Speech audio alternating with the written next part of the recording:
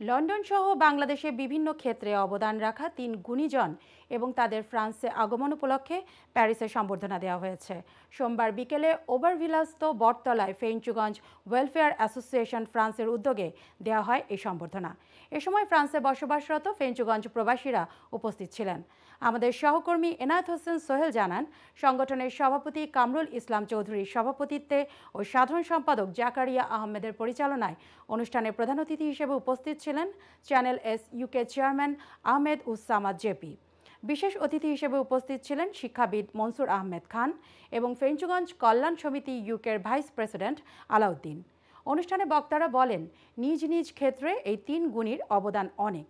পরে সংগঠনের পক্ষ থেকে সম্বর্ধিত অতিথিদের বিভিন্ন উপহার সামগ্রী ও ফুল দিয়ে শুভেচ্ছা জানানো হয়।